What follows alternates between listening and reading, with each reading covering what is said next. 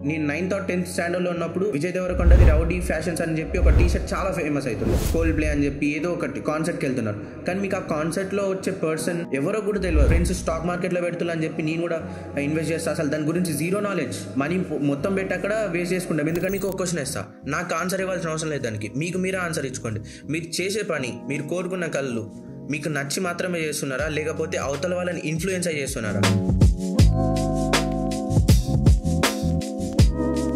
మనం చాలా కోరుకుంటాం, like highest packages, luxurious cars, luxurious bikes, మంచి హౌస్, బ్రాండెడ్ క్లోత్స్, ఇవన్నీ మనం కావాలనుకుంటాం. ఇప్పుడు నేను మీకు ఒక నిజం చెప్తా, మనం కోరుకునే కోరికలన్నీ మనవి కాదు. ఎస్, మీరు విన్నది నిజమే. అవతల వాళ్ళు ఏదైతే ఇష్టపడతారో మనం కూడా దాన్నే ఇష్టపడుతూ ఉంటాం. ఇది నేను చెప్పే మాట కాదు. ద ఫేమస్ ఫిలాసఫర్ అయిన రెనే గిరార్డ్ అనే వ్యక్తి, ఇతను హ్యూమన్ ఇమిటేషన్ మీద, హ్యూమన్ వైలెన్స్ మీద, హ్యూమన్ బిహేవియర్ మీద చాలా స్టడీ చేసిండు. స్టడీ చేయడమే కాదు, హ్యూమన్ బిహేవియర్ మీద చాలా ప్యాటర్న్స్ అయితే కనుక్కున్నాడు. అందులో మనం ఈ వీడియోలో తెలుసుకోబోయేది ద మిమెటిక్ డిజైర్స్. ఈ మిమెటిక్ డిజైర్స్ లో అసలు ట్రెండ్స్ అనేవి ఎలా ఎక్స్ప్లోర్ అవుతాయి, అండ్ రైవల్రీస్ బిట్వీన్ పీపుల్, మన మధ్య మనకే రైవల్రీస్ ఎందుకు, కాంపిటీషన్ ఎందుకు వస్తుందని సైకలాజికల్లీ హ్యూమన్ బిహేవియరల్ ప్యాటర్న్స్ బట్టి అతను మనకి క్లియర్ గా ఎక్స్ప్లెయిన్ చేసిండు. ఫర్ ఎగ్జాంపుల్ యూట్యూబే చూసుకోండి. మీరు యూట్యూబ్ స్టార్ట్ చేయాలనుకోండి, 2-3 వీడియోస్ చూస్తారు, అతనికి 40 lakhs 50 lakhs వచ్చేసినాయి అని చెప్పేసి నేను కూడా యూట్యూబ్ లోకి వెళ్ళిపోతా, నాకు కూడా మంచి ఫైనాన్షియల్లీ నేను కూడా సెటిల్ అవుతా అని అనుకుంటారు. మీకు నచ్చింది కాదు అక్కడ, అవతల వాళ్ళకి నచ్చింది మీరు చేస్తున్నారు. సో ఇది మిమెటిక్ డిజైర్ అంటే. అండ్ ఇంకో ఎగ్జాంపుల్ ఏంటంటే, ఇద్దరు పిల్లల్ని తీసుకోండి, ఏ బి అనే ఇద్దరు పిల్లల్ని తీసుకోండి, వాళ్ళని ఒక రూమ్ లో వేసి వాళ్ళ చుట్టూ చాలా టాయ్స్ ఇవ్వండి. ఏ అనే పిల్లాడు ఒక టాయ్ తీసుకొని పర్టికులర్ గా టాయ్ తీసుకొని ఆడుకుంటూ ఉంటాయి కాసేపు.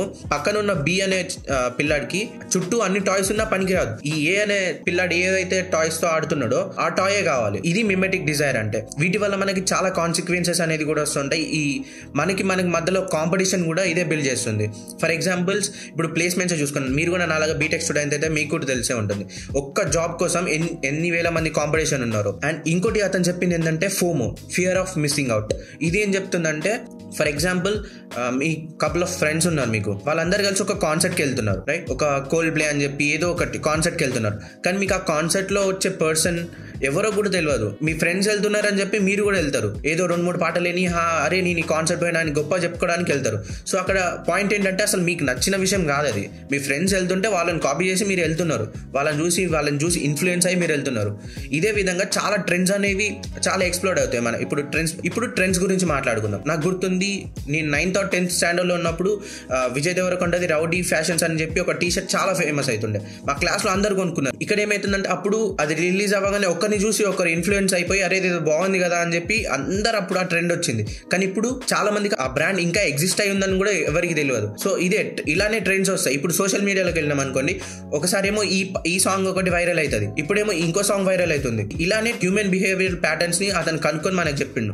మనకు నచ్చిన విషయాలను చెయ్యం, అవతల వాళ్ళని కాపీ కొట్టడానికి చాలా ట్రై చేస్తామని చెప్పి ఇతను రెనే గిరార్డ్ అనే వ్యక్తి చెప్పిండు. అండ్ రైవల్రీస్ గురించి మాట్లాడుకుంటే ఒక ఎగ్జాంపుల్ చెప్తా.